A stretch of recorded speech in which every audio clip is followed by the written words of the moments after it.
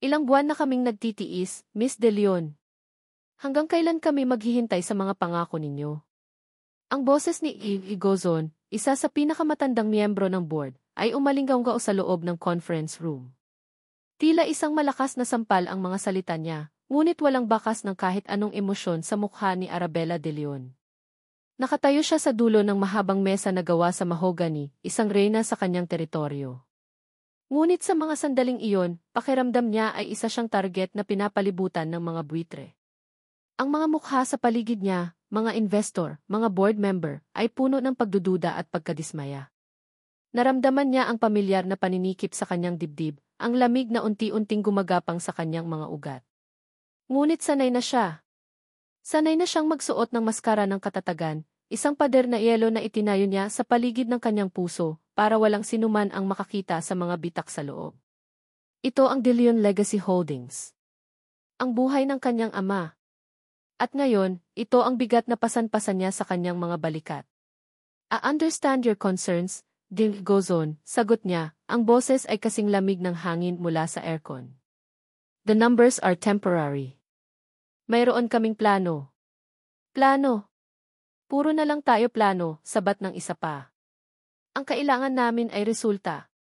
Napayukom si Ara ng kanyang kamao, sa ilalim ng mesa, ang mga kuko niya ay bumaon sa kanyang palad. Huwag kang bibigay, bulong niya sa sarili. Huwag mong ipapakita na apektado ka. Biglang nag-vibrate ang cellphone niya na nakapatong sa mesa. Isang sulyap lang ang ibinigay niya rito. Si Lisa, ang kanyang executive assistant. Binaliwala niya ito. Hindi ito ang oras para sa mga tawag. Ngunit muling nag-vibrate ang telepono, at sa pagkakataong ito, sunod-sunod. Tila isang desperadong pagtawag. May kung anong kaba ang biglang kumurot sa kanyang puso. Excuse me for the moment, sabi niya, pinipilit na maging kalmado ang boses. Mabilis siyang tumayo at lumabas ng conference room. Sa katahimikan ng hallway, sinagot niya ang tawag. Lisa, I'm in a very important meeting. Ma'am Ara. Ang narinig niya ay hindi ang karaniwang profesional na boses ni Lisa, kundi isang boses na basag at nanginginig sa takot. Ma'am Ara, si Don Rafael po inatake sa puso. Isinugod po namin siya sa F. Lucas. Parang huminto ang mundo ni Ara. Ang mga salitang kay Don Rafael, inatake sa puso, Deku Lucas ay paulit-ulit na umikot sa kanyang isipan, ngunit hindi niya maintindihan. Tila nawala ng bigat ang hawak niyang cellphone. Si Papa? Hindi. Hindi maaari. Kakausap lang niya kaninang umaga. Maayos siya. Ma'am. Ma'am Ara, andyan pa po ba kayo? Papunta na ako. Iyon lang ang naisagot niya bago ibaba ang tawag. Walang paalam. Walang paliwanag. Binalikan niya ang pinto ng conference room, binuksan ito, at kinuha ang kanyang bag. Hindi niya pinansin ang mga nagtatakang tingin ng lahat. The meeting is adjourned, sabi niya, isang utos na walang sinuman ang nangahas na questionin, bago mabilis na tumalikod at halos takbuhin ang pasilyo. Ang tanging nasa isip niya ay ang kanyang ama. Ang pagmamaneho niya patungong ospital ay malabo, isang pagkataranta ng mga ilaw at busina. Ang mga palad niya ay basa sa pawis habang mahigpit na nakakapit sa manibela. Ang ulan ay nagsimulang pumatak, ginagawang mga luhang humahagis sa windshield ang mga ilaw ng syudad. Papa, please hold on, bulong niya, ang lalamunan ay tuyong-tuyo. Kasalanan ko to, ang stress sa company, ang mga problema ako ang may kasalanan. Sa sobrang pag-aalala, hindi niya napansin ang pagbabago ng ilaw sa intersection. Ang tanging nakita niya ay ang berdeng ilaw sa malayo at inapakan niya ang silinyador. Isang malakas na busina ang bigla niyang narinig mula sa kanyang kanan. Bago pa man siya makapag-react, isang motorsiklo ang biglang sumulpot sa kanyang harapan. Isang malakas na tunog ng pagpreno ang pumunit sa hangin, kasunod ng isang nakakabinging kalabog ng bakal na tumama sa bakal. Yumanig ang kanyang Mercedes at naramdaman niya ang pagtama ng kanyang ulo sa manibela. Nanginig ang buong katawan ni Ara. Sa loob ng ilang segundo, wala siyang ibang marinig kundi ang malakas na pintig ng sarili niyang puso. Dahan-dahan niyang inangat ang kanyang ulo. Sa gitna ng daan, sa ilalim ng rumaragasang ulan, nakita niya ang isang motorsiklong nakahandusay at isang lalaking dahan-dahang sinusubukang tumayo. Ang takot para sa kanyang ama ay biglang napalitan ng inis at galit. Ito na lang ang kulang. Sa lahat ng oras, ngayon pa. Mabilis siyang bumaba ng kotse, hindi na inalintana ang malakas na ulan na bumuhos sa kanyang mamahaling damit. Ano ba? Hindi ka ba tumitingin sa dinadaanan mo? Sigaw niya sa lalaki. Ang lalaki, na ngayon ay nakatayo na at pinapagpagan ang kanyang basang pantalon, ay tumingin sa kanya. Matangkad ito at may matipunong pangangatawan na bakat sa ilalim ng kanyang basang t-shirt. Ang buhok niya ay tumutulo at may gasgas sa kanyang braso. Ngunit ang mga mata niya ay kalmado, pero matalim. Miss, nakago ang signal ko. Ikaw ang nag-red light, sagot ng lalaki, ang boses ay mahinahon ngunit may diin. Hindi ko kasalanan to. Bigla ka na lang sumulpot, giit ni Ara, ayaw magpatalo. Tingnan mo ang ginawa mo sa kotse ko. Sumulyap ang lalaki sa maliit na yupi sa bumper ng kanyang sasakyan, bago ibalik ang tingin sa nagkahiwa-hiwalay na parte ng kanyang motorsiklo. Isang sarkastikong ngiti ang gumuhit sa labi nito. Pasensya na kung yung motorsiklo kong wasak ang sumira sa maganda mong araw, ma'am, sabi nito. Ang pagkasarkastiko nito ang tuluyang nagpasiklab sa galit ni Ara. Wala siyang oras para dito. Magkano, tanong niya, dinukot ang kanyang purse. Just name your price para matapos na to, nagmamadali ako. Tumingin sa kanya ang lalaki at sa isang saglit, nawala ang lahat ng sarkasmo sa mukha nito. Napalitan iyon ng isang bagay na hindi mabasa ni Ara, isang halo ng pagkadismaya at awa. Hindi nabibili ng pera ang lahat, ma'am, sabi nito, ang boses ay biglang naging seryoso. Okay lang ako. At yang sasakyan mo, mas malaki pa ang gastos mo sa isang bag mo kaysa sa pagpapaayos niyan. Ang kailangan mo ngayon ay umalis dito bago ka pa makadisgrasya ng iba. Mag-ingat ka sa pagmamaneho. Pagkasabi noon, tinalikuran na siya ng lalaki at sinimulang itayo ang kanyang motorsiklo. Naiwang nakatayo si Ara sa gitna ng ulan, hawak ang kanyang wallet, pakiramdam ay mas lalo siyang napahiya. Sino ba ang lalaking ito para pagsabihan siya? Ngunit ang pag-aalala para sa kanyang ama ay mas malakas. Mabilis siyang bumalik sa kotse at pinaharurot ito paalis, iniwan ang lalaki at ang gulo sa kanyang likuran. Pagdating niya sa ospital, basang-basa at nanginginig, sinalubong siya ni Lisa. Matapos ang maikling paliwanag mula sa doktor, mild stroke, stable na pero kailangan ng masusing obserbasyon, dali-dali siyang pumasok sa kwarto ng kanyang ama. Ang makita si Don Rafael de Leon, ang haligi ng kanilang pamilya, na nakahiga sa kama, napapalibutan ng mga aparatus, ay parang isang punyal na bumaon sa puso ni Ara. Umupo siya sa tabi nito at hinawakan ang kamay nito. Malamig. Papa ni. Bulong niya, ang boses ay puno ng pagsisisi. Dahan-dahang iminulat ni Don Rafael ang kanyang mga mata. Umiti ito ng bahagya, isang ngiting pagod. Ara anak di. Hirap nitong sabi. Papa, wag ka na munang magsalita. Magpahinga ka. Umiling ang kanyang ama. May itinuro ito sa may pinto. May kailangan kang makilala. Nagtatakang lumingon si Ara sa pinto. Kasabay noon, bumukas ito. Isang lalaki ang pumasok. Napatigil sa paghinga si Ara. Ang suot nitong jacket ay medyo basa pa. Ang matalim na mga mata ay nakatingin ng diretso sa kanya. Ang mukha na ilang minuto pa lang ang nakalipas ay nakasagutan niya sa gitna ng daan. Anong ginagawa niya rito? Tumingin si Don Rafael sa lalaki pagkatapos ay kay Ara. Huminga ito ng malalim bago nagsalita, bawat salita ay malinaw sa kabila ng kanyang panghihina. Anak siya si Rico Santos. Huminga muli ang matanda. Simula ngayon, siya na ang magiging driver at bodyguard mo. Madilim pa nang magising si Ricardo Santos. Sanay na ang katawan niya sa ganitong oras. Sa loob ng maraming taon, ang katahimikan bago sumikat ang araw ang kanyang naging kasama sa paghahanda para sa isang misyon. Ngunit ngayon, iba ang misyon niya. Habang nagkakape sa maliit niyang apartment, muling bumalik sa isip niya ang nangyari kahapon. Ang pagbangga. Ang galit sa mga mata ng babaeng iyon. At ang kasunod na pagtatagpo sa ospital. Arabella de Leon. Ang Prinsesa Kinang de Leon Legacy Holdings. Ang babaeng mukhang kayang bilhin ang lahat, pati na ang kanyang dignidad sa gitna ng kalsada. Napailing si Rico. Hindi ito ang unang beses na nakasalamuha siya ng mga taong tulad ni Ara. Mayayaman, makapangyarihan, at tingin sa mga tulad niya ay parang alikabok lang sa kanilang mamahaling sapatos. Ngunit ang utos ni Don Rafael ay malinaw. At may dahilan kung bakit niya ito tinanggap. Flashback sa kwarto ng ospital, matapos umalis ni Ara para kausapin ang doktor. Hinawakan ni Don Rafael ang kamay ni Rico, ang pagkakahawak nito ay mahina ngunit may diin. Rico, hirap na sabi ng matanda. Alam kong malaki ang hinihiling ko. Pagkatapos ng lahat ng nangyari sa'yo. Okay lang po, sir, mahinang sagot ni Rico. May utang na loob po ako sa inyo. Hindi lang yun, pagpapatuloy ni Don Rafael, umiling ito ng bahagya. Ikaw lang ang mapagkakatiwalaan ko. May mga ahas sa paligid ng anak ko, Rico. Mga anino na gustong bumagsak ang lahat ng pinaghirapan ko. Nararamdaman ko. Tumingin ng diretsyo si Don Rafael sa mga mata ni Rico, isang tingin na puno ng pagsusumamo. Bantayan mo ang anak ko. Utang na loob.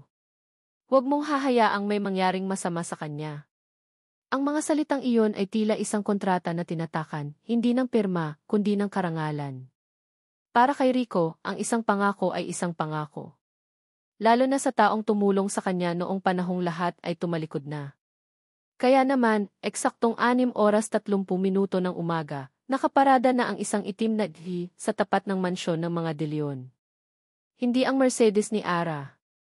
Isang sasakyang mas angkop sa trabaho niya. Maaga siya ng 30 minuto sa usapan. Ganoon siya palagi. Lumipas ang 1 oras. Pagkatapos ay 2. Hindi umalis si Rico sa kanyang pwesto sa driver's seat. Ang kanyang mga mata ay kalmadong pinagmamasdan ang bawat taong dumadaan, ang bawat sasakyang humihinto sa tapat ng mansyon. Sinusuri niya ang mga security camera, ang taas ng pader, ang posibleng mga blind spot ugali na niya. Mag-aalas 9 na nang bumukas ang malaking pinto ng mansyon. Lumabas si Arabella De Leon, suot ang isang itim na business suit na nagpapatingkad sa kanyang kapusyan at sa lamig ng kanyang aura. Dire-diretso siyang naglakad papunta sa sasakyan at walang sabi-sabing pumasok sa likod. To the office. Makati, utos niya, ang boses ay matabang at walang emosyon. Hindi man lang siya tumingin kay Rico. Yes, ma'am, sagot ni Rico at pinaandar ang sasakyan. Ito ang simula ng kanyang pagtitiis. Ang unang pagsubok. Sinusubukan siya ni Ara. Alam niya iyon. Ang pagpapahintay sa kanya ng 2 oras ay hindi lang dahil abala ito. Ito ay isang paraan para ipakita kung sino ang amo. Tahimik lang ang naging biyahe nila papuntang Makati. Si Rico ay nakatutok sa daan, ngunit ang kanyang mga mata ay alisto sa paligid. Si Ara naman ay abala sa kanyang cellphone, ang mga daliri ay mabilis na nagtatype. Para silang nasa loob ng isang maliit na kahon pero may isang malaking pader sa pagitan nila. Pagdating sa De Leon Tower, binuksan ni Rico ang pinto para sa kanya. Ngunit nilampasan lang siya ni Ara na parang hangin. Wait for me here. Don't go anywhere, utos nito bago pumasok sa lobby. Sumunod ang mga oras na puro paghihintay. Pagkatapos ng 2 oras sa Makati, bumaba si Ara. Ihisew. May meeting ako sa isang investor. Walang tanong na sumunod si Rico. Pagdating sa kihis, halos 1 oras lang itong nawala. Pagbalik sa sasakyan, isa na namang utos ang ibinigay. Drop visa the bank in Ortigas. Quick! Sinunod niya ang lahat. Walang reklamo. Walang kahit anong reaksyon. Para siyang isang makina na ginawa para lang sumunod. Alam niya na bawat pagbabago ng schedule, bawat bigla ang utos, ay bahagi ng pagsubok sa kanya. At hindi siya bibigay. Hapon na nang bumalik sila sa De Leon Tower. Habang naghihintay si Rico sa parking lot, tinawagan niya si Lisa, ang assistant ni Ara. Lisa, si Rico to, kumusta na si Don Rafael? Stable naman daw, Sir Rico. Pero kailangan pa rin ng pahinga, sagot ni Lisa, may bahid ng pasasalamat sa boses. Salamat sa pag-aalala. Pakisabi kay Ma'am Ara, babalik ako dito mamayang 6 para sunduin siya. Pagbaba niya ng telepono, bumalik siya sa pagmamasid. Dapit hapon na nang mapansin niyang hindi pa bumababa si Ara. Nagpasya siyang akyatin ito sa opisina. Ayaw niyang iwanan itong mag-isa sa gusali habang kumakagat na ang dilim. Sa 40 floor, kung nasaan ang executive offices, tahimik na. Karamihan sa mga empleyado ay umuwi na. Dahan-dahan siyang naglakad sa hallway patungo sa opisina ng C. Bahagyang nakaawang ang pinto. Akmang kakatok na sana si Rico nang may marinig siyang isang tunog na nagpatigil sa kanya. Isang mahinang paghikbi. Sumilip siya sa maliit na siwang. Doon, sa likod ng malaking mesa, nakaupo si Arabella de Leon. Ang pirena ng yelo. Ang babaeng walang emosyon. Ngunit ang babaeng nakikita niya ngayon ay iba. Nakayuko ito, ang mga balikat ay nanginginig. Ang mukha niya ay nakasubsob sa kanyang mga palad. At naririnig niya ang mga pigil na hikbi nito, puno ng pagod at bigat. Sa isang saglit, nakaramdam si Rico ng isang bagay na hindi niya inaasahan, awa. Hindi awa para sa isang mahinang nilalang, kundi isang klase ng pag-unawa. Sa likod ng mamahaling damit, ng mataray na boses, at ng pader na yelo na pilit nitong itinatayo, may isang babaeng nasasaktan. Isang babaeng nag-iisa na pasan ang buong mundo sa kanyang mga balikat. Otomatiko siyang napaatras, dahan-dahan para hindi makalikha ng ingay. Ang sandaling iyon ay pribado. Hindi para sa kanyang mga mata. Ang trabaho niya ay bantayan ang panganib mula sa labas, hindi ang manghimasok sa mga bagyo sa loob nito. Tumalikod siya at tahimik na bumalik sa may elevator, nagpa siya na doon na lang maghintay. Binigyan niya ito ng ilang minuto para ayusin ang sarili. Nang sa wakas ay bumukas ang pinto ng opisina ni Ara, ang Kirena ay nagbalik na. Ang kanyang postura ay diretsyo, ang kanyang mukha ay kalmado at walang mababakas na anumang bakas ng luha. Maliban sa bahagyang pamumula ng kanyang mga mata na tanging isang mapagmasid na tao lang ang makakapansin. Kanina ka pa, tanong niya, ang boses ay bumalik na sa dati nitong lamig. Kararating lang po, ma'am, pagsisinungaling ni Rico. Handa na po ba kayong umuwi? Tumango lang si Ara at nagsimulang maglakad. Tahimik na sumunod si Rico sa kanyang likuran, pinapanatili ang propesyonal na distansya. Ang biyahe pa uwi ay mas tahimik pa kaysa kaninang umaga. Ngunit sa pagkakataong ito, iba na ang kahulugan ng katahimikan para kay Rico. Habang nakatingin sa daan, sumusulyap siya paminsan-minsan sa rearview mirror. Nakita niya ang refleksyon ni Ara, nakatingin sa labas ng bintana, ang mga ilaw ng gabi ay dumadaan sa kanyang mukha. Ngunit ang mga mata nito ay malayo ang tingin, tila wala sa kasalukuyan. Nakikita na niya ngayon ang pagod sa likod ng perpektong makeup. Pagdating sa mansyon, gaya ng dati, pinagbuksan niya ito ng pinto. Maghanda ka bukas. 7 sharp. May flight kami papuntang Cebu para sa isang emergency meeting, sabi nito bago pumasok sa loob ng bahay, hindi man lang lumingon. Noted, ma'am. Hinintay niyang makapasok ito sa loob at magsara ang pinto bago siya bumalik sa C. Ngunit hindi pa tapos ang trabaho niya. Ito ay ngayon palang magsisimula. Ipinark niya ang sasakyan sa isang madilim na bahagi ng kalsada, ilang kanto mula sa mansyon. Pinatay niya ang makina at ang mga ilaw. Sa loob ng ilang minuto, pinakiramdaman niya ang paligid. Nang masiguro niyang walang nakatingin, kinuha niya ang isang maliit na flashlight at isang inspection mirror mula sa glove compartment. Bumaba siya ng sasakyan at sinimulan ang isang sistematikong pagsusuri. Ito ang kanyang protocol. Ang ugali na nagligtas sa buhay niya ng maraming beses. Inuna niya ang mga gulong, bago dahan-dahang ginamit ang salamin para silipin ang ilalim ng sasakyan. Pulgada por pulgada, sinuri niya ang bawat sulok ng chassis. Ang kanyang mga mata ay sanay na sa paghahanap ng anumang bagay na hindi karaniwan, isang kakaibang wire, isang bagay na nakadikit. At doon, malapit sa likurang gulong sa kanang bahagi, may nakita siya. Isang maliit na itim na kahon. Hindi mas malaki sa isang pusporo.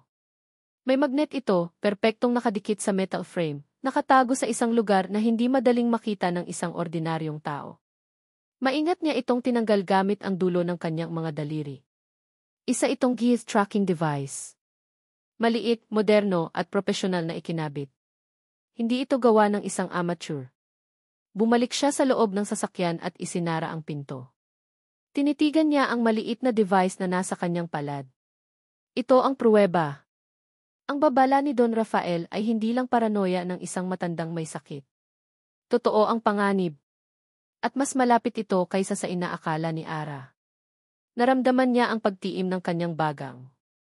Ang mga mata niya, na kanina lang ay may bahid ng pag-unawa, ay ngayon ay nag-aalab sa malamig na determinasyon. Ang laro ay nagsimula na. Hawak ang tracker sa kanyang kamay, bumulong siya sa katahimikan ng gabi. Isang pangako sa kanyang sarili at sa lalaking nagtiwala sa kanya. Nagsisimula na sila. Ang biyahe papuntang Cebu at pabalik ay isang mabilis at nakakapagod na karanasan. Nagtagumpay si Ara na pakalmahin ang mga investor doon, ngunit isa lang iyong maliit na tagumpay sa isang malaking digmaan. Pagbalik niya sa Maynila, ang bigat sa kanyang dibdib ay tila hindi nabawasan. At lalong bumigat ito dahil sa presensya ng lalaking tahimik na nagmamaneho sa kanyang harapan. Si Rico Santos. Ang bodyguard niya. Hindi pa rin maalis sa isip ni Ara ang GS tracker. Kinaumagahan matapos itong matagpuan ni Rico, iniabot niya ito kay Ara bago sila umalis papuntang airport. Nakabalot sa isang maliit na plastic. Para saan to? Tanong niya noon, puno ng hinala. Nahanap ko po sa ilalim ng sasakyan kagabi, ma'am, sagot ni Rico, ang mukha ay seryoso. Hindi ko po alam kung sino ang naglagay, pero malinaw na minamanmanan po kayo. Tinitigan niya si Rico, hinahanap ang kahit anong senyales ng pagsisinungaling. Pero wala. Ang mga mata nito ay diretso at kalmado. Masyadong kalmado. Ngayon, habang binabagtas nila ang EDSA papunta sa isang lunch meeting, muli niyang tinitigan ang lalaki sa rearview mirror. Sino ka ba talaga? Saan ka nanggaling? At paano ka napunta sa buhay ko? Huminto ka sa pinakamalapit na mall. May bibilhin lang ako, utos niya, isang biglaang desisyon para subukan ulit ito. Yes, ma'am. Walang pagbabago sa ekspresyon nito. Walang inis, walang tanong. Sumunod lang ito. Lalo siyang naiinis sa kawalan nito ng reaksyon. Ipinark ni Rico ang sasakyan sa isang medyo liblib na bahagi ng basement parking. Gaya ng inaasahan, bumaba ito at pinagbuksan siya ng pinto. Maghintay ka lang dito, sabi niya at nagsimulang maglakad ng mabilis, dala ang kanyang mamahaling handbag. Ang totoo, wala naman siyang planong bilhin. Gusto niya lang ng espasyo. Gusto niyang makahinga ng malayo sa presensya ng lalaking iyon, na kahit tahimik ay tila pinupuno ang bawat sulok ng kanyang mundo. Nasa kalagitnaan na siya ng parking lot, papunta sa entrance ng mall, nang may maramdaman siyang kakaiba. Ang tunog ng mabilis na mga yabag sa kanyang likuran. Bago pa man siya makalingon, isang kamay ang humablot sa strap ng kanyang bag. Akin na to, sigaw ng isang lalaki, ang mukha ay nakatakip ng panyo.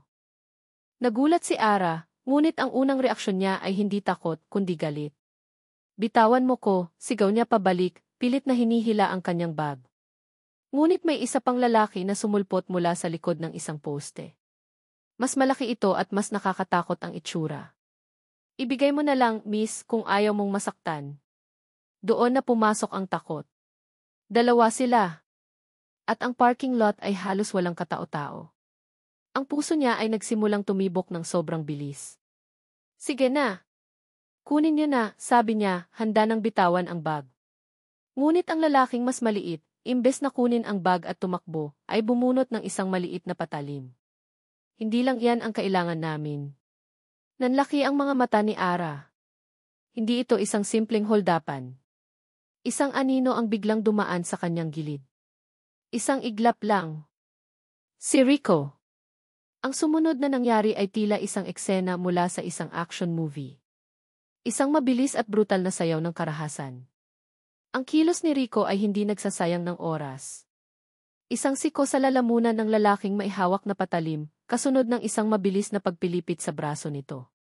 Narinig ni Ara ang isang malutong na tunog at ang sigaw ng lalaki bago ito bumagsak sa semento, walang malay. Ang mas malaking lalaki ay sumugod kay Rico, ngunit sinalubong lang ito ng isang tadyak sa tuhod na nagpatumba dito. Bago pa ito makabangon, isang malakas na suntok sa panga mula kay Rico ang tuluyan ng nagpatulog dito. Lahat ng iyon ay nangyari sa loob siguro ng 10 segundo. Nakatayo si Ara, nanlalaki ang mga mata, nanginginig ang mga tuhod. Ang kanyang paghinga ay mabilis at mababaw. Tumayo si Rico ng tuwid, pinagpagan ang kanyang kamay na parabang nag-alis lang ng alikabok. Walang bakas ng pagod, walang bahid ng pagmamayabang. Tumingin siya sa paligid, sinisigurado na wala ng ibang panganib, bago bumaling sa kanya. Ang matalim niyang mga mata ay biglang lumambot nang makita ang estado ni Ara. Ma'am, nasaktan po ba kayo? Tanong niya, ang boses ay mahinahon at puno ng pag-aalala. Umiling lang si Ara, hindi makapagsalita. Lumapit si Rico sa kanya. Hinawakan nito ang kanyang mga braso, marahan pero may kabigatan, sinusuri kung mayroon siyang mga galos o sugat. Ang init mula sa mga palad nito ay tila isang kuryenteng gumapang sa kanyang balat, tumago sa lamig ng kanyang takot. Sa isang saglit, ang tibok ng kanyang puso ay kumalma. Ang paghawak na iyon ay hindi lang pagsusuri, ito ay isang angkla. Isang biglaang pakiramdam ng kaligtasan ang bumalot sa kanya, isang pakiramdam na matagal na niyang hindi naramdaman. Napatitig siya sa mukha nito, sa seryosong mga mata, sa tila bagong pag-unawa. Hindi lang ito isang driver. Hindi ito isang ordinaryong bodyguard. Ang lalaking ito ay iba. Ara! My God, Ara, are you alright? Isang pamilyar na boses ang bumasag sa sandali. Sabay silang napalingon ni Rico. Papalapit sa kanila si Marco Imperial, ang karibal niya sa negosyo, ang lalaking palaging may ngiti sa labi, ngunit may kalkulasyon sa mga mata. I was just parking this car when I saw what happened. Grabe, buti na lang at nandyan ang bodyguard mo, sabi ni Marco, ang mukha ay nagpapakita ng perpektong halo ng pagkabigla at pag-aalala. Binitawan ni Rico ang braso ni Ara. Tumayo siya sa pagitan ni Ara at ni Marco, isang banayad ngunit malinaw na harang. Napansin ni Ara ang pagbabago sa hangin. Ang mga mata ni Rico ay muling tumalim, puno ng hinala habang nakatitig kay Marco. Si Marco naman, sa kabila ng nakangiting mukha, ay may malamig na kislap sa mga mata habang nakatingin pabalik kay Rico. Hindi ito isang simpleng pagtatagpo. May tensyon sa pagitan nila, isang digmaang walang salita na hindi maintindihan ni Ara. Salamat sa pag-aalala, Marco. But as you can see, I'm fine. A bodyguard handled it, sabi ni Ara, pinipilit na maging normal ang boses. Of course. You should be more careful, Ara, sabi ni Marco, ang tingin ay bumalik sa kanya, puno ng pag-aalala na ngayon ay parang peke na para kay Ara. Ang dami ng masasamang loob ngayon. Pagkatapos ng ilang sandali pa ng pakitang taong pag-aalala, nagpaalam din si Marco. Naiwan silang dalawa ni Rico sa gitna ng katahimikan, kasama ang dalawang lalaking nakahandu sa isasahig. Tumawag na po ako ng security, ma'am, sabi ni Rico, ibinaba ang kanyang cellphone. Mas mabuti pong umalis na tayo dito. Tumango si Ara, medyo tuliro pa rin. Habang naglalakad pabalik sa sasakyan, hindi maalis sa isip niya ang mga nangyari. Ang atake. Ang bilis ni Rico. At ang kakaibang pagtatagpo nila ni Marco. Gabi na, ngunit hindi makatulog si Ara. Nakaupo siya sa kanyang kama, ang ilaw lang mula sa kanyang laptop ang nagsisilbing liwanag sa kwarto. Ang mga tanong ay bumabagabag sa kanyang isipan. Sino si Rico Santos? Bakit siya binabantayan? At anong kinalaman ni Marco Imperial dito? Binuksan niya ang isang search engine. Ang kanyang mga daliri ay nag-aalinlangan sa simula, bago mabilis na nag-type. Ricardo Santos. Libo-libong resulta. Masyadong pangkaraniwan ang pangalan. Sinubukan niyang muli, dinagdagan ng mga salitang naglalaro sa kanyang isip batay sa nakita niyang kilos nito kanina. Ricardo Santos Military. Ricardo Santos Special Forces. Ricardo Santos Inse. Pinindot niya ang enter at hinintay ang mga resulta, ang puso niya ay bahagyang kumakabog. Ngunit ang lumitaw sa screen ay isang maikling pangusap na nagpadala ng kilabot sa kanyang gulugod. No results found. Hindi tayo uwi sa bahay ninyo, ma'am. Ito ang unang sinabi ni Rico Santos kay Ara kinaumagahan. Ang boses niya ay walang bahid ng pag-aalinlangan, isang desisyon na hindi pwedeng questionin. Nakatayo si Ara sa lobby ng De Leon Tower, handa nang umuwi matapos ang isang maghapong puno ng tensyon. Ang insidente sa parking lot kahapon ay nag-iwan ng isang hindi maipaliwanag na kaba sa kanyang dibdib. Anong ibig mong sabihin? Tanong niya, ang iritasyon ay bumabalik sa kanyang tono. Saan tayo pupunta? Sa isang lugar na mas ligtas, simpleng sagot ni Rico, bago magsimulang maglakad papunta sa exit. Walang nagawa si Ara kundi ang sumunod. Kahit gaano niya kinaiinisan ang pagiging dominante nito, may parte sa kanya na nagsasabing magtiwala. Ang nangyari kahapon ay isang malinaw na patunay na ang panganib ay totoo at hindi niya ito kayang harapin mag-isa. Ang biyahe ay tahimik. Iniwan nila ang magulo at maingay na syudad ng Maynila. Habang papalayo sila, napansin ni Ara na papalinis ang hangin at papalunti ang mga gusali. Papunta sila sa timog. Matapos ang halos 2 oras, pumasok sila sa isang makitid na daan na napapalibutan ng mga puno. Sa dulo nito may isang bahay. Hindi ito isang mansyon. Isa itong modernong rest house na gawa sa kahoy at salamin, nakatayo sa isang gilid ng bangin na may perpektong tanawin ng lawa ng Taal. Kaninong bahay to? Tanong ni Ara habang bumababa ng sasakyan. Sa akin po, sagot ni Rico habang kinukuha ang overnight bag na inihanda para kay Ara ni Lisa, ayon na rin sa utos niya kanina. Isa itong safe house. Walang nakakaalam nito maliban sa ilang tao. Pumasok si Ara sa loob. Ang interior ay simple at malinis. Minimalist. Halos lahat ay gawa sa kahoy. May isang malaking bintanang salamin sa sala na nakaharap sa lawa. May kapayapaan sa lugar na iyon, isang katahimikan na matagal nang hindi nararanasan ni Ara. May isa lang kwarto dito. Pwede na po kayo doon magpahinga. Dito na lang po ako sa sofa, sabi ni Rico. Hindi na nakipagtalo si Ara. Pagod na pagod siya. Ang tensyon ng mga nakaraang araw ay tila biglang bumagsak sa kanya. Pumasok siya sa kwarto at walang sabi-sabi na humiga sa kama. Nagising si Rico sa gitna ng gabi. Ang kanyang katawan ay basang-basa ng pawis at ang kanyang paghinga ay mabilis. Ang mga pader ng pamilyar na safe house ay tila gumuho at bumalik siya sa isang madilim at maulang gubat, maraming taon na ang nakalipas. Ang mga putok ng baril. Ang mga sigaw. Ang amoy ng pulbura at dugo. Rico! Tulungan mo ko! Ang boses ni David. Laging bumabalik ang boses na iyon. Puno ng takot at pagsusumamo. Huwag kang bibitaw, David. Kaya mo yan. Ngunit bumitaw siya. Ang mga daliri niya ay dumula sa pagkakahawak ni Rico. Ang huling nakita niya ay ang mga mata ni David na puno ng pagtataka at sakit, bago ito mahulog sa kadiliman. Hindi ko sinasadya. Napabalikwas ng bangon si Rico, ang puso niya ay dumadagundong sa kanyang dibdib. Ang katahimikan ng bahay sa Tagaytay ang sumalubong sa kanya, hindi ang kagubatan. Ngunit ang sakit ay naroon pa rin, sariwa na parang kahapon lang nangyari. Hindi na siya makatulog. Tumayo siya, naghilamos at nagtimpla ng kape. Lumabas siya sa veranda at umupo sa isang silyang ratan, nakatanaw sa natutulog na lawa sa ilalim ng buwan. Ilang minuto siyang nakaupo doon nang marinig niya ang pagbukas ng sliding door. Si Ara. May dala itong isang tasa ng kape. Nakasuot ito ng isang simpleng puting t-shirt at pajama pants na halatang hindi galing sa isang designer brand, isa sa mga damit na inihanda ni Lisa para sa kanya. Sa liwanag ng buwan, mukha siyang ordinaryo. Bata. At walang depensa. Hindi ka rin makatulog, tanong ni Ara, ang boses ay mahina, walang bahid ng pagiging mataray. Inabot nito sa kanya ang tasa. Tinanggap ito ni Rico. Salamat. Umupo si Ara sa kabilang silya. Sa loob ng ilang minuto, walang nagsalita. Ang tanging naririnig ay ang huni ng mga kuliglig. Narinig kita, basag ni Ara sa katahimikan. Napatingin si Rico sa kanya, ang puso ay bahagyang kumabog. Sumisigaw ka. May tinatawag kang pangalan, pagpapatuloy ni Ara.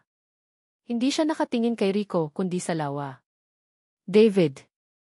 Hindi sumagot si Rico. Tumingin lang siya sa kanyang tasa ng kape. Ito na siguro ang pagkakataon para magpaliwanag, para magtapat. Pero anong sasabihin niya? Na ang lalaking inaasahan niyang magpoprotekta sa kanya ay may sariling mga demonyo na hindi niya matakasan. Nagulat siya nang magsalita ulit si Ara.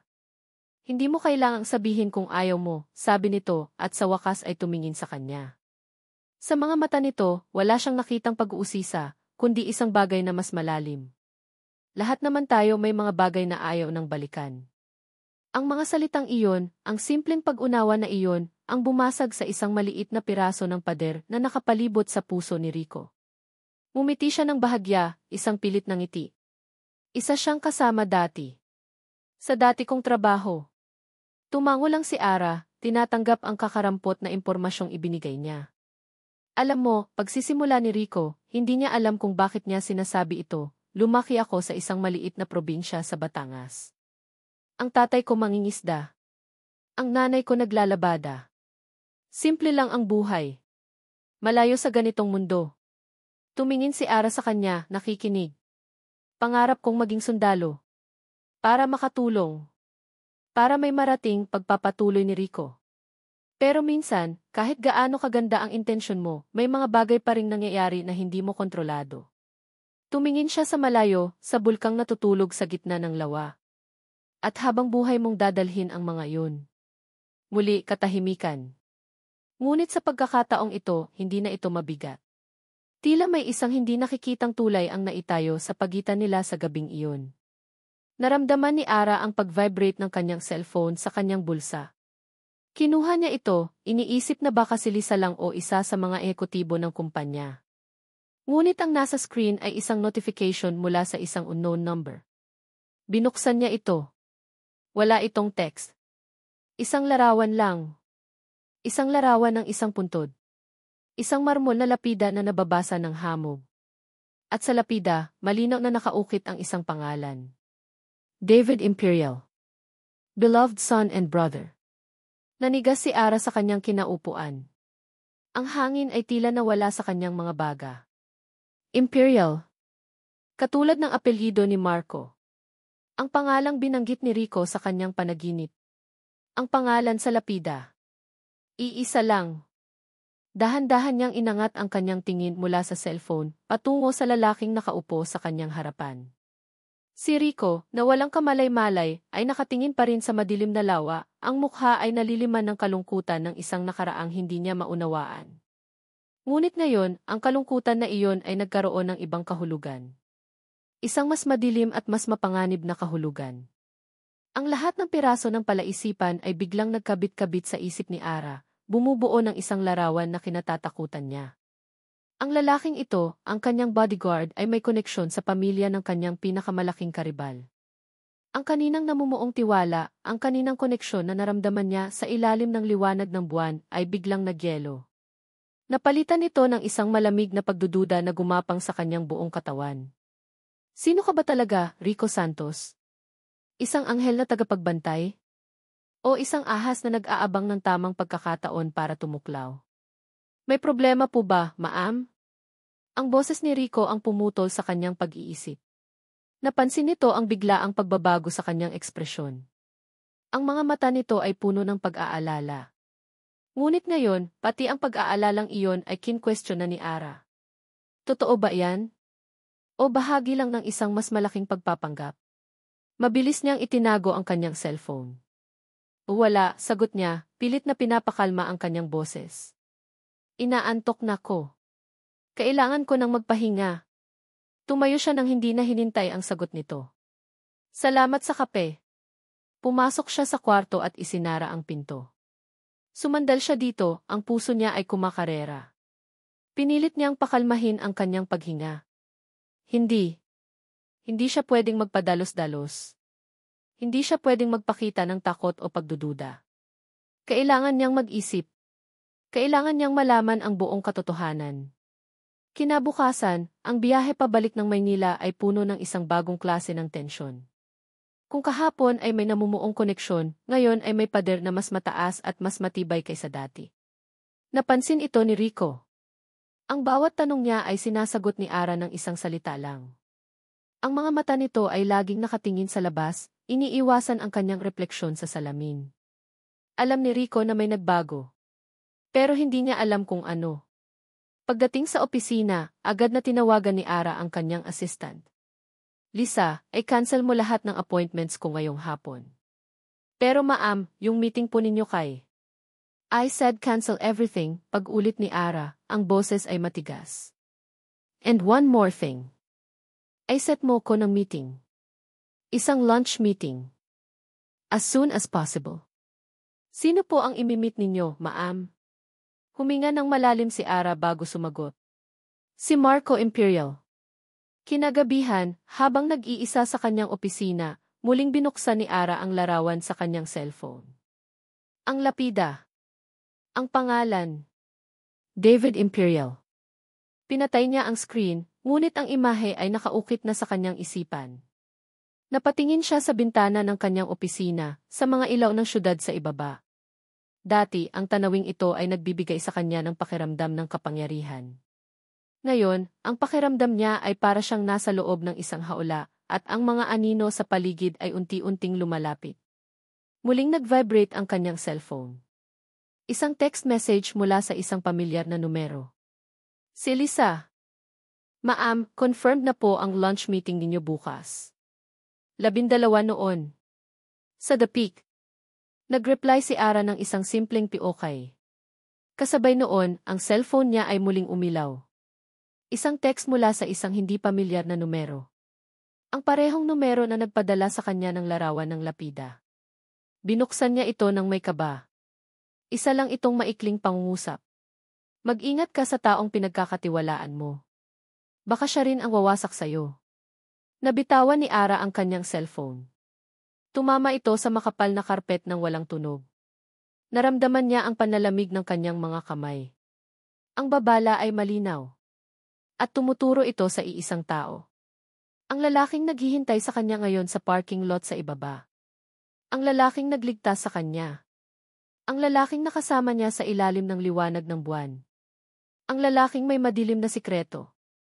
Rico Santos. Napaupo si Ara sa kanyang upuan, ang lakas ay tila biglang nawala sa kanyang mga binti. Tinitigan niya ang kanyang refleksyon sa madilim na salamin ng bintana. Ang babaeng nakatingin pabalik sa kanya ay mukhang pagod, nalilito, at natatakot. Isinara niya ang kanyang mga mata, pilit na iwinawaksi ang mga imahe sa kanyang isip. Ang mga mata ni Rico na puno ng pag-aalala. Ang mga kamay nito na humawak sa kanya para pakalmahin siya. Ang mahinang boses nito na nagkukwento tungkol sa isang simpleng buhay sa probinsya. Lahat ba iyon ay kasinungalingan? Isang perpektong pag-arte para makuha ang tiwala niya? Hindi. Ayaw niyang maniwala. May parte sa kanya, isang maliit at desperadong parte, na gustong kumapit sa paniniwalang totoo ang lahat ng iyon. Na ang kabaitan at kaligtasan na naramdaman niya ay hindi bahagi ng isang masamang plano. Ngunit ang mga ebidensya, ang apelyidong Imperial sa lapida, ang koneksyon kay David, ang misteryosong babala, ay nagsasabi ng ibang kwento. Isang kwentong mas madilim at mas komplikado. Dinampot niya ang kanyang cellphone mula sa sahig. Tumayo siya, inayos ang kanyang sarili, at muling isinuot ang maskara na sanay na siyang gamitin. Ang maskara ng sisi. Ng dire na ng yelo. Kailangan niyang malaman ang katotohanan. At isa lang ang taong makakapagbigay nito sa kanya. Bukas. Sa lunch meeting nila ni Marco. Huminga siya ng malalim, pinatatag ang kanyang sarili at lumabas ng opisina. Ang bawat hakbang niya sa tahimik na hallway ay tila mas mabigat. Ang bawat hakbang papalapit sa elevator, papalapit sa lalaking naghihintay sa kanya, ay isang hakbang patungo sa isang katotohanang hindi niya alam kung handa ba siyang harapin. Ang biyahe papunta sa The Peak, isang mamahaling restaurant sa tuktok ng isang gusali sa Makati, ay ang pinakatahimik at pinakamabigat sa lahat. Bawat segundong kasama niya si Rico sa loob ng sasakyan ay tila isang pagsubok. Pinagmasdan ni Ara ang refleksyon ni Rico sa rearview mirror. Ang mga kamay nito na mahigpit na nakahawak sa manibela. Ang kalmadong ekspresyon ng kanyang mukha. Dati, ang katahimikan nito ay nagbibigay sa kanya ng pakiramdam ng seguridad. Ngayon, ito'y isang blankong pader na hindi niya mabasa, nagtatago ng mga lihim na kinatatakutan niyang malaman. Lahat ng kilos nito ay sinusuri niya. Ang paraan ng paglingon nito bago lumipat ng lane. Ang paraan ng pagtingin nito sa mga side mirror. Dati, para sa kanya, iyon ay senyales ng pagiging alerto ng isang mahusay na bodyguard. Ngayon, para itong isang taong nag-iingat na walang nakasunod, isang taong may itinatago. Ayaw niyang aminin, ngunit nasasaktan siya. Ang maliit na pag-asa at tiwala na nagsimulang tumubo sa gitna ng panganib ay unti-unting nilalaso ng pagdududa. Dito na po tayo, ma'am, sabi ni Rico, ipinaparada ang sasakyan sa valet. Maghintay ka sa kotse, utos ni Ara, ang boses ay mas malamig pa kaysa dati. Huwag kang aalis. Pero, ma'am, standard procedure po na. I said stay here. Pagpuputol niya, tinitigan ito ng diretsyo sa mata sa unang pagkakataon sa buong umaga. Kaya kong alagaan ang sarili ko sa loob ng isang restaurant. Nakita niya ang bahagyang pagbabago sa mga mata ni Rico. Isang kislap ng pagkalito at marahil sakit. Ngunit mabilis itong nawala, napalitan ng pamilyar na profesional na maskara. Yes, ma'am. Bumaba si Ara at hindi na lumingon pa. Ang The Peak ay isang lugar ng tahimik na karangyaan. Mula sa ika-negatibo 6 na pupalapag, tanaw ang buong Kalakhang, Maynila. Naabutan niyang nakaupo na si Marco Imperial sa isang table sa tabi ng bintana, perpektong nakabihis sa isang mamahaling suite. Tumayo ito at ngumiti nang makita siya. Ang ngiting iyon, na dati ay nakakainis para kay Ara, ngayon ay parang isang biyako ng pamilyaridad sa gitna ng dagat ng kalituhan. Ara, you came. I'm glad, sabi nito, hinila ang upuan para sa kanya. You look stressed. Kumusta ka na pagkatapos ng nangyari? I'm fine, Marco. Thank you for asking, sagot ni Ara, umupo. May gusto lang akong itanong sa'yo. Nawala ang ngiti ni Marco, napalitan ng isang seryosong ekspresyon. Anything. Ano iyon? Huminga ng malalim si Ara. Kilala mo ba ang isang David? Sa pagbanggit pa lang ng pangalan, nakita ni Ara ang pagbabago sa mukha ni Marco. Isang alon ng tunay at malalim na kalungkutan ang dumaan sa mga mata nito. Tumingin ito sa labas ng bintana, tila inaalala ang isang masakit na nakaraan. David G. Bulong nito, ang boses ay basag. He was my younger brother. Nagulat si Ara sa direktang pag-amin nito. Hinayaan niya itong magpatuloy. He was a good kid, Ara. Matalino, masayahin. Puno ng pangarap, sabi ni Marco, ang tingin ay nasa malayo pa rin. Pero matigas ang ulo. He wanted to serve the country. Sumali siya sa military, sa special forces, against his wishes. Isang malamig na kuryente ang gumapang sa likod ni Ara. Special forces. Ang mga salitang hinanap niya online. Anong-anong nangyari sa kanya? Mahinang tanong ni Ara, kahit na alam na niya ang isang bahagi ng sagot. Tumingin si Marco sa kanya, ang mga mata ay puno ng pait. He died. On mission. Isang misyon na hindi niya dapat sinalihan. He was betrayed, Ara. Betrayed? Pinagkatiwalaan niya ang team leader niya, sabi ni Marco, ang mga kamao ay napayukom sa ibabaw ng mesa. He trusted him with his life. Pero iniwan siya. Iniwan siya ng duwag na iyon para iligtas ang sarili niyang balat. Dahil sa isang maling desisyon ng taong iyon, namatay ang kapatid ko. Ang bawat salita ni Marco ay parang isang patak ng laso na pumapasok sa isip ni Ara. Tumutugma lahat. Ang panaginip ni Rico, hindi ko sinasadya. Ang pagtawag nito sa pangalan ni David. Ang pagiging mailap nito tungkol sa kanyang nakaraan. Sino-sino ang tinutukoy mo? Tanong ni Ara, kahit na nanginginig ang kanyang puso sa takot sa isasagot nito. Umiling si Marco at isang mapait na ngiti ang gumuhit sa labi niya. It doesn't matter anymore. Wala na siya sa serbisyo. Pinagtakpan ng military ang kapalpakan niya. Wala nang magagawa ang paghihiganti ko para maibalik ang kapatid ko. Tumingin ito ng diretsyo sa mga mata ni Ara, ang sa kanya ay puno ng isang bagay na tila sinserong pag-aalala. Kaya sinasabi ko sa iyo to, Ara, dahil ayokong mangyari sa iyo ang nangyari sa kapatid ko. Ang pinakamasakit na pagtataksil ay hindi galing sa kaaway, kundi sa mga taong inaakala mong kakampi mo. Hinawakan nito ang kanyang kamay na nakapatong sa mesa. Mag-ingat ka sa mga taong malapit sa iyo, Ara. Hindi lahat sila ay mapagkakatiwalaan. Ang mga salitang iyon, halos eksakto sa text message na natanggap niya. Nanginginig na binawi ni Ara ang kanyang kamay. Ang buong kwento ay bumalot sa kanya na parang isang malamig na kumot.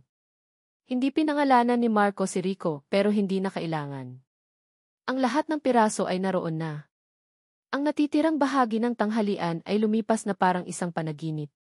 Hindi na maalala ni Ara kung ano pa ang pinag-usapan nila. Ang tanging naririnig niya ay ang paulit-ulit na salitang i-betrayed, iniwan siya, duwag. Pagbaba niya sa lobby, nakita niya si Rico na nakatayo sa tabi ng sasakyan, naghihintay. Nagtama ang kanilang mga mata, at sa unang pagkakataon, ang nakita ni Ara ay hindi na isang misteryosong bodyguard, kundi ang mukha ng isang traidor. Ang biyahe pa uwi ay mas masahol pa. Ang hangin sa loob ng kotse ay sobrang bigat na halos hindi na siya makahinga. Ang bawat pagliko, ang bawat paghinto, ay nagpapataas ng kanyang kaba at galit. Pagdating nila sa mansyon, mabilis siyang bumaba. Gusto na lang niyang makalayo. Gusto na lang niyang mapag-isa. Akmang papasok na siya sa malaking pinto nang may maalala siya, ang kanyang briefcase. Naiwan niya sa backseat. Kainis. Humarap siya para bumalik sa sasakyan. Nakita niyang nakatalikod si Rico, ilang metro ang layo mula sa kotse, sa ilalim ng isang puno sa hardin. May kausap ito sa telepono, ang boses ay mahina at tila sikreto. Nagtago si Ara sa likod ng isang malaking halaman, ang puso niya ay dumadagundong. Sinubukan niyang pakinggan ang pinag-uusapan nito. Narinig niya ang boses ni Rico, mahina ngunit malinaw sa katahimikan ng gabi. Naiintindihan ko. Kailangan lang ng konting tiyaga. Isang sandaling katahimikan. Malapit na, pagpapatuloy ni Rico. Malapit ko nang makuha ang tiwala niya. Pagkatapos nito, tapos na ang lahat. Ang mga salitang iyon ay tumama kay Ara na parang isang malakas na sampal. Bawat salita ay isang kumpirmasyon sa kanyang pinakamasamang kinatatakutan. Malapit ko nang makuha ang tiwala niya. Ang lahat ng kabaitan. Ang pagligtas sa kanya. Ang pag-aalala. Lahat ay isang pag-arte. Pagkatapos nito, tapos na ang lahat. Ang pagbagsak ng kumpanya. Ang pagwasak sa kanya. Ito pala ang plano. Napatakip si Ara sa kanyang bibig para pigilan ang isang hikbi na gustong kumawala. Dahan-dahan siyang umatras, bumalik sa dilim ng pintuan, ang mga luha ay nagsisimula ng mamuo sa kanyang mga mata. Ang lalaking pinagkatiwalaan niya ng kanyang buhay, ay ang siya palang dahan-dahang sumisira dito. Nakatayo si Ara sa dilim ng sala, ang katawan ay naninigas. Ang mga salitang narinig niya mula kay Rico ay umuulit-ulit sa kanyang isipan na parang isang sirang plaka. Bawat ulit ay mas malakas, mas masakit. Malapit ko nang makuha ang tiwala niya. Pagkatapos nito, tapos na ang lahat. Narinig niya ang pagbukas at pagsara ng pinto ng kotse, kasunod ng mga yabag na papalapit sa pinto ng mansyon. Alam niyang si Rico iyon. Pumasok si Rico sa loob, ang mukha ay kalmado gaya ng dati, ngunit bahagyang kumunot ang noo nito nang makita si Ara na nakatayo sa gitna ng sala, naghihintay. Ma'am, okay lang po ba kayo? Tanong nito, may bakas ng pag-aalala sa boses. Ang pag-aalalang iyon. Dati, iyon ang kumakalma sa kanya. Ngayon, iyon ang nagpapasiklab sa galit niya. Isang perpektong pag-arte. Sino ang kausap mo kanina? Tanong ni Ara, ang boses ay nanginginig sa pinipigilang galit. Natigilan si Rico. Wala po yun, ma'am. Isang lumang kaibigan lang. Isang kaibigan, tumawa si Ara, isang tawang walang saya. Isang kaibigan na sinasabihan mong malapit mo nang makuha ang tiwala ko. Isang kaibigan na pinapangakuan mong pagkatapos nito, tapos na ang lahat. Ang kalmadong maskara ni Rico ay nabasag. Nakita ni Ara ang gulat sa mga mata nito, ang pagkataranta. Ang kumpirmasyong kailangan niya. Ara. Ma'am, hindi po yan tulad ng iniisip niyo, sabi ni Rico, lumapit ng isang hakbang. Hayaan niyo po akong magpaliwanag. Magpaliwanag, sigaw ni Ara, na paatras siya. Anong ipapaliwanag mo? Na lahat ng ito ay isang malaking kasinungalingan? Ang pagligtas mo sa kin sa parking lot. Ang pag-aalala mo. Lahat yun plano. Para makuha ang tiwala ko bago mo ko sirain. Hindi. Hindi totoo yan, giit ni Rico, ang boses niya ay desperado na. Pinoprotektahan kita. Pinoprotektahan, muling tumawa si Ara, ngunit sa pagkakataong ito, ang tawa niya ay may kasamang luha. O pinagmumukha mo lang akong tanga? Kasabay noon, may nag-doorbell. Ang tunog ay pumunit sa tensyon sa pagitan nila. Isang kasambahay ang nagmamadaling lumabas para buksan ang pinto. Ilang sandali lang, bumalik ito na may dalang isang malaking brown envelope. Para po sa inyo, Ma'am Ara, sabi ng kasambahay, iniabot ang envelope bago mabilis na umalis, tila nararamdaman ang bigat sa silid. Tinitigan ni Ara ang envelope. Walang return address. Ang pangalan lang niya ang nakasulat sa isang malinis at formal na pagkakasulat.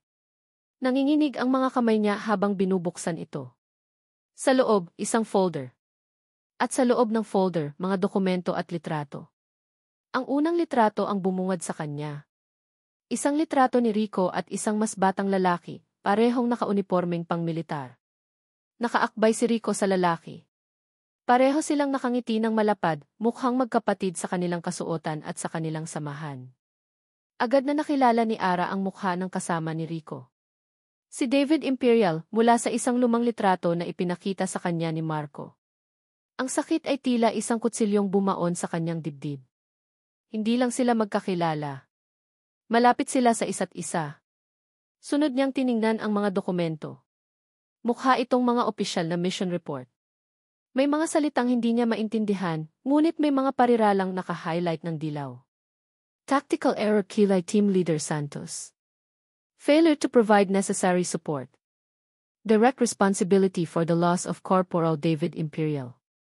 Ang hininga niya ay tila naipit sa kanyang lalamunan. Bawat salita ay isang pako na ibinabaon sa kabaong ng kanyang tiwala. At sa ilalim ng lahat may isang sulat.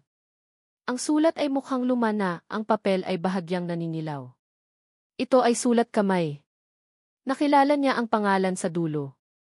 David. Kuya Marco. Kung nababasa mo to, ibig sabihin may nangyari na sa akin, huwag kang mag-alala, okay lang ako. Gusto ko lang sabihin na ang team leader namin, si Rico, siya ang pinakamagaling na sundalong nakilala ko. Idol ko siya. Pero may mga desisyon siyang ginagawa na nakakatakot. Masyado siyang reckless. Minsan, pakiramdam ko, hindi niya iniisip ang kaligtasan ng iba, kundi ang tagumpay lang ng misyon. Sana mali ako ng pakiramdam. Binitawan ni Ara ang mga papel. Nagkalat ang mga ito sa sahig na parang mga tuyong dahon sa taglagas. Ang ebidensya ng isang masakit na katotohanan. Ara, di. Narinig niya ang boses ni Rico, basag at puno ng sakit. Nakatingin ito sa mga papel sa sahig, ang mukha ay maputla. Saan galing yan? Tanong nito, umiling-iling. Isang patibong to, Ara. Maniwala ka sa akin, isang patibong. Tumingin si Ara sa kanya. Ang mga luha ay malaya nang dumadaloy sa kanyang mga pisngi, ngunit ang mga mata niya ay malamig na parang yelo. Ang huling piraso ng pader na itinayo niya sa paligid ng kanyang puso, na sinimulang tibagin ni Rico, ay muling itinayo, mas mataas, mas matibay at hindi na kailanman mababasag pa. Lahat palagi. Bulong niya, ang boses ay halos hindi marinig. Lahat ng yun kasinungalingan. Tinaas niya ang kanyang tingin, ang sakit sa kanyang mga mata ay napalitan ng isang bagay na mas malala pa sa galit, isang malalim at absolutong kawalan. Umalis ka. Ara, pakinggan mo ko. Sinabi ko, umalis ka, sigaw niya, ang boses ay pumiyok sa sakit at galit. Ayoko nang makita pa ang pagmumukha mo. Get out of Ezai house. Get out of Ezai life. Tinitigan siya ni Rico sa loob ng ilang segundo. Ang mga mata nito ay puno ng sakit na hindi maipaliwanag, isang desperasyon na hindi na umabot kay Ara. Pagkatapos, dahan-dahan itong tumango. Walang imik, tumalikod ito at naglakad palabas ng pinto, isinara ito ng marahan sa kanyang likuran. Ang marahang pagsara na iyon ay mas masakit pa kaysa sa isang malakas na kalabog. Sa sandaling nawala na si Rico, ang lahat ng lakas ay nawala sa katawan ni Ara. Nanghina ang kanyang mga tuhod at napaluhod siya sa sahig, sa gitna ng mga papel ng kasinungalingan. Isinubsob niya ang kanyang mukha sa kanyang mga palad at isang hikbi na walang tunog ang kumawala mula sa kanyang dibdib. Ang pakiramdam ng pagiging mag-isa. Ang pakiramdam ng pagiging pinagtaksilan. Ito ang pinakamasakit sa lahat. Naramdaman niyang bumukas ang pinto sa kanyang likuran. Hindi niya kailangang lumingon para malaman kung sino ito. Naramdaman niya ang presensya nito. Ara, di. Isang boses na malumanay at puno ng pagkukunwaring awa. Dahan-dahan niyang inangat ang kanyang ulo. Doon, nakatayo si Marco Imperial. Ang mukha ay may bahid ng kalungkutan, ngunit ang mga mata ay may kislap ng tagumpay. Lumuhod dito sa kanyang harapan, inaalis ang isang hibla ng buhok mula sa kanyang mukha. Sabi ko sa'yo, Ara. Ako lang ang mapagkakatiwalaan mo. Nang isara ni Rico ang pinto ng mansyon sa kanyang likuran, pakiramdam niya ay isinara na rin ang pinto sa huling piraso ng kanyang puso na nagtangkang magbukas. Ang sakit ng mga salita ni Ara, umalis ka. Ayoko nang makita pa ang pagmumukha mo. Ay mas matalim pa kaysa sa kahit anong balang tumama sa kanya. Pumasok siya sa FV, hindi para umalis, kundi para mag-isip. Humampas si Rico sa manibela. 1 beses. 2 beses. Ang frustrasyon at sakit ay kailangang may paglabasan. 1 patibong. Alam niyang patibong ito mula pa sa simula. At si Marco Imperial ang nasa likod ng lahat. Ang mga peking dokumento, ang sulat, ang tiempo, lahat ay perpektong kinakalkula. Hindi siya pwedeng sumuko. Hindi dahil sa trabaho. Hindi dahil sa utos ni Don Rafael. Kundi dahil kay Ara. Ang imahe ng mga mata niyang puno ng luha at pagtataksil ay parang isang apoy na sumusunog sa kanyang kaluluwa. Dinukot niya ang kanyang cellphone at nag-dial ng isang numerong matagal na niyang hindi tinatawagan. Pagkatapos ng ilang ring, isang magaspang na boses ang sumagot. Santos! Buhay ka pa pala. Miguel, sabi ni Rico, ang boses ay seryoso. Kailangan ko ng tulong mo. Ano ng klaseng gulo na naman yan, tanong ni Miguel, ngunit may tono ng pag-aalala sa likod ng kanyang biro. Si Miguel ang dati niyang sarhento, isa sa iilang nakakaalam ng buong katotohanan sa nangyari kay David. Si David Imperial. Ginamit nila ang pagkamatay niya laban sa Kin, diretsong sabi ni Rico. May mga peking dokumento. Kailangan ko ng pruweba, Sarge. Ang totoong pruweba. Narinig ni Rico ang malalim na pagbuntong hininga sa kabilang linya. Matagal nang nakabaon ang kasong iyan, Rico. Alam mong delikado yan. Alam ko. Pero may babaeng nadadamay. Isang inosenteng tao. Hindi ko siya pwedeng iwanan sa ganito, git ni Rico. Yung comms recording. Yung huling pag-uusap namin ni David. Naitago mo ba? Katahimikan. Sa loob ng ilang segundo, akala ni Rico ay ibababa na ni Miguel ang tawag. Alam mong pwede akong matanggal sa serbisyo dahil dyan, sabi ni Miguel. Alam ko, Sarge. Muling katahimikan. Magkita tayo sa dati. 1 oras. Click. Pinatay ni Rico ang tawag at walang pag-aalinlangang pinaandar ang sasakyan. May pag-asa pa. Isang maliit na sinag ng liwanag sa gitna ng kadiliman. Nakatulala lang si Ara habang pinupunasan ni Marco ang kanyang mga luha gamit ang isang panyo. Ang bawat haplos nito ay nagdudulot sa kanya ng kilabot, ngunit wala siyang lakas para umiwas. Ivay, it's okay. I'm here now, malambing na sabi ni Marco. Tapos na. Ligtas ka na sa kanya. Ligtas. Iyon ba talaga ang nararamdaman niya? Bakit parang mas nakakulong siya ngayon kaysa noong nasa ilalim siya ng pagbabantay ni Rico? Dinala siya ni Marco sa opisina kinabukasan. Ang lahat ng empleyado ay tila naglalakad sa ibabaw ng mga itlog, ramdam ang bigat ng atmosfera. Si Marco ay hindi umaalis sa tabi niya, umaakto na parang siya ang tagapagligtas, ang bagong haligi ng kumpanya. Ara, we need to face reality, sabi ni Marco sa kanya sa loob ng opisina, inilapag ang isang folder sa kanyang mesa. The company is bleeding. We need a major investor to save the Leon legacy. And that investor is me. Binuksan niya ang folder. Mga papeles para sa pag-transfer ng controlling shares ng kumpanya. Sa pangalan niya. This is the only way, Ara. Let me help you. Let me save your father's legacy, sabi nito, ang boses ay puno ng pang-aakit. Ngunit may mali. May isang bagay na hindi tama. Nang gabing iyon, hindi siya umuwi. Nagpaiwan siya sa opisina. May isang bagay na bumabagabag sa kanya. Isang maliit na detalye. Binuksan niya ang kanyang computer at pinuntahan ang security footage ng parking lot noong araw na inatake siya. Pinanood niya itong muli. At muli. Nakita niya ang sarili niyang naglalakad. Ang 2 lalaki na sumulpot. Ang pagdating ni Rico. At pagkatapos, ipinrewind niya ang footage. Eksaktong 15 segundo matapos mapabagsak ni Rico ang mga holdaper, doon pa lang dumating ang sasakyan ni Marco. Pero sa kwento nito, I was just parking this car when I saw what happened. Impossible. Mula sa anggulo ng TV, hindi niya posibleng makita ang buong pangyayari mula sa lugar kung saan siya pumarada. Masyadong perpekto ang tiyempo. Masyadong perpekto ang kanyang pagdating. Parang isang eksena sa isang pelikula na perpektong idinirek. Bigla niyang naalala ang gabi sa Tagaytay. Ang pag-uusap nila ni Rico sa veranda. Ang paraan ng pagkukwento nito tungkol sa kanyang pamilya. Ang sakit sa mga mata nito nang banggitin niya ang kanyang nakaraan. Peke ba iyon? Ang isang tao ba ay kayang umarte ng ganoon kahusay?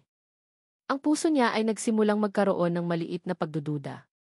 Paano kung tama si Rico? Paano kung isa nga itong patibong? Nakuha ni Rico ang isang maliit na Bigsby mula kay Miguel. Sa loob ng kanyang sasakyan, isinaksak niya ito sa isang portable audio player.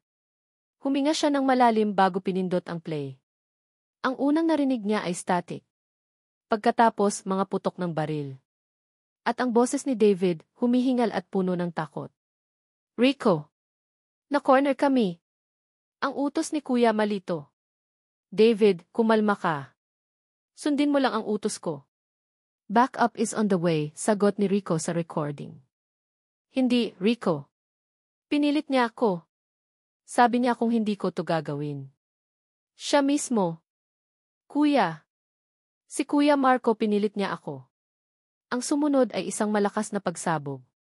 At pagkatapos katahimikan. Napapikit si Rico, ang sakit ay sariwa pa rin. Iyon ang katotohanan.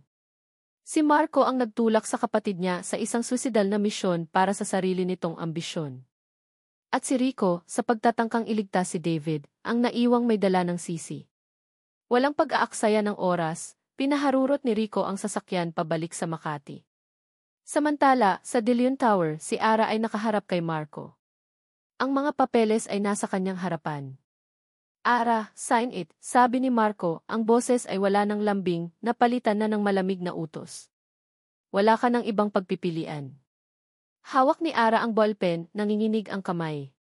Tumingin siya sa mga mata ni Marco. Ang kaninang pag-aalala ay wala na. Ang nakikita niya ngayon ay isang gutom na lobo. Bakit? Tanong niya. Bakit mo ginagawa to? Ngumisi si Marco. Because the service. Ang pamilya De Leon ang sumira sa pamilya ko. It's time to pay your debts. Itinutok na ni Ara ang dulo ng ballpen sa papel. Ito na ba talaga ang katapusan? Bang! Ang pinto ng opisina ay bumukas ng malakas. Pumasok si Rico, humihingal, ang mga mata ay nag-aalab sa galit. Huwag mong pipirmahan yan, Ara, sigaw niya. Napatayo si Marco, ang mukha ay puno ng pagkamuhi. Anong ginagawa mo dito, basura? Security. Huli na ang lahat, Marco, sabi ni Rico, dahan-dahang lumapit, hawak ang cellphone. Gusto mong marinig ang totoong kwento? Anong pinagsasasabi mo? Hindi sumagot si Rico. Pinindot niya ang play button sa kanyang cellphone.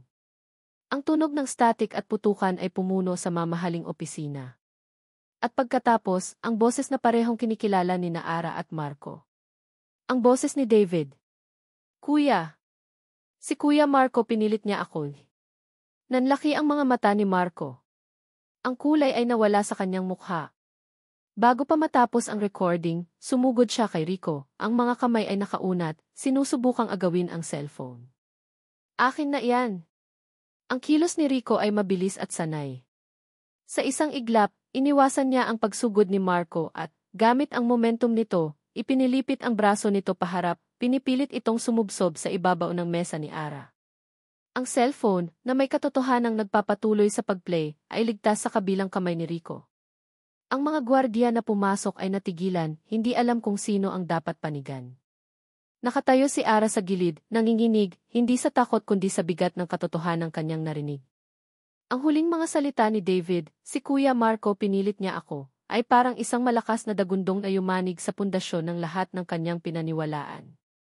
Sinungaling, sigaw ni Marco, sinusubukang kumawala sa pagkakahawak ni Rico. Peke yan. Gawa-gawa lang yan ang traidor na to. Tapos na ang laro mo, Marco, sabi ni Rico, ang boses ay malamig ngunit matatag. Ang totoong traidor ay ikaw. Ginamit mo ang sarili mong kapatid. Ipinain mo siya. At sinisi mo ang ibang tao para pagtakpan ang kasalanan mo. Sa mga sandaling iyon, ang maskara ni Marco ay tuluyang gumuho. Ang pagkukunwaring lungkot at ang kalkuladong galit ay nawala, at ang natira ay ang hubad at pangit na mukha ng isang desperadong tao. Tumingin ito kay Ara, ang mga mata ay puno ng pagkamuhi. Dapat lang sa kanya iyon. Masyado siyang mahina. At ikaw, binalingan nito si Ara, ikaw at ang pamilya mo. Kayo ang dahilan kung bakit kami naghirap. Inagaw ng ama mo ang lahat sa amin. Hindi yan totoo, isang mahinang boses ang nagsalita mula sa pinto. Lahat sila ay napalingon. Nakatayo doon si Don Rafael de Leon, nakasuot ng bathrobe, tinutulungan ng isang nurse. Ang mukha niya ay maputla, ngunit ang mga mata niya ay matatag. Papa, bulong ni Ara. Ang ama mo, Marco, ay isang sugarol, sabi ni Don Rafael, ang boses ay malinaw. Ipinatalo niya ang lahat, kasama na ang parte niya sa kumpanya. Tinulungan ko siya. Paulit-ulit. Pero hindi siya nagbago. Hindi ko inagaw ang anumang bagay sa inyo. Sinubukan kong iligtas ang natitira para sa pamilya mo. Ang huling piraso ng katotohanan ang tumapos sa lahat. Ang galit ni Marco, na binuo sa loob ng maraming taon, ay nakabase pala sa isang malaking kasinungalingan. Napayuko si Marco, ang lahat ng lakas ay nawala sa kanya. Sa pagdating ng mga pulis, na tinawagan na pala ng security, hindi na ito nanlaban pa. Habang isinasakay si Marco, naiwan sina Ara, Rico at Don Rafael sa opisina. Ang katahimikan ay mabigat, puno ng mga salitang hindi masabi. Tumingin si Ara kay Rico. Ang lalaking sinigawan niya, itinaboy at tinawag na traidor. Nakatayo ito ngayon bilang kanyang tagapagligtas. Ang kahihiyan at pagsisisi ay parang isang alon na rumagasa sa kanya. Rico, Akoli. Nagsimula siya, ngunit ang mga salita ay hindi lumabas. Mumiti lang si Rico ng bahagya. Isang ngiting pagod, ngunit may pag-unawa. Magpahinga na po kayo, Maam. Lalo na po kayo, Don Rafael. Pagkasabi noon, tumalikod ito at umalis, iniwan si Ara na may mas malaking sugat sa puso kaysa dati.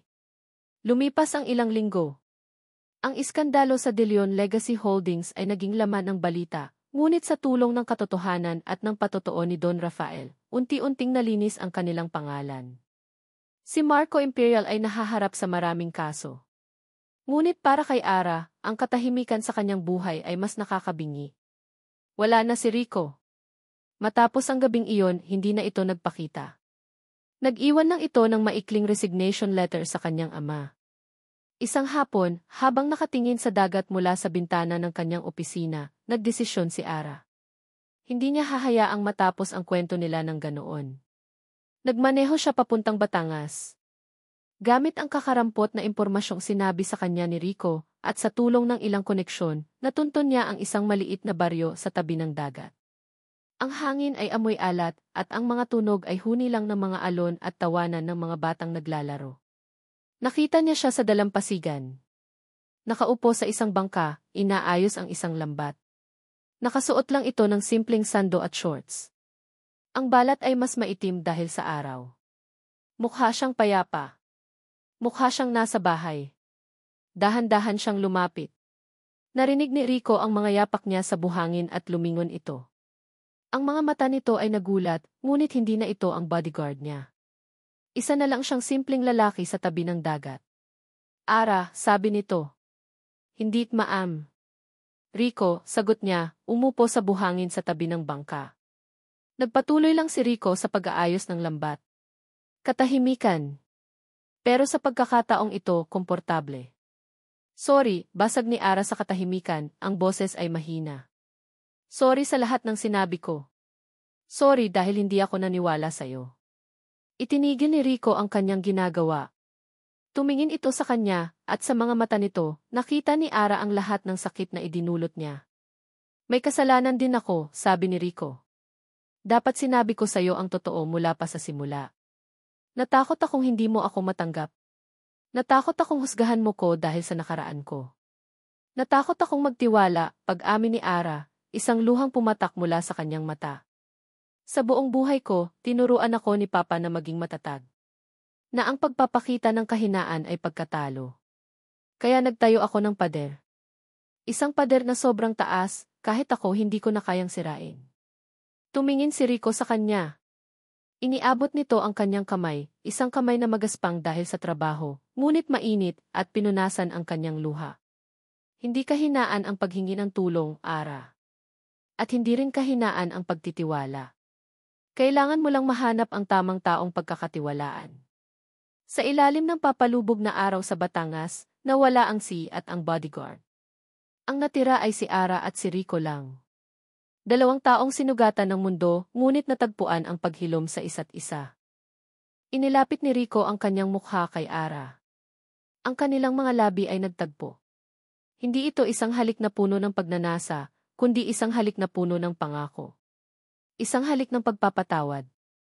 Isang halik ng bagong simula. Isang taon dang lumipas. The board has approved the new expansion project in Visayas. Congratulations, everyone! Nakangiting sabi ni G. Arabella de Leon. Ang kanyang aura ay hindi na kasing lamig ng dati.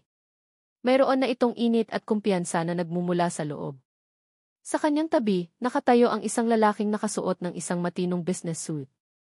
Si Ricardo Santos, ang bagong Chief of Security and Risk Assessment ng De Leon Legacy Holdings.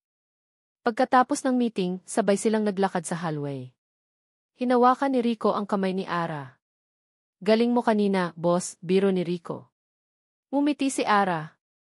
Salamat sa suporta mo, Jim Santos. Tumingin sila sa isa't isa, isang tingin na puno ng pagmamahal at pag-unawa na binuo sa gitna ng panganib at pinatibay ng tiwala.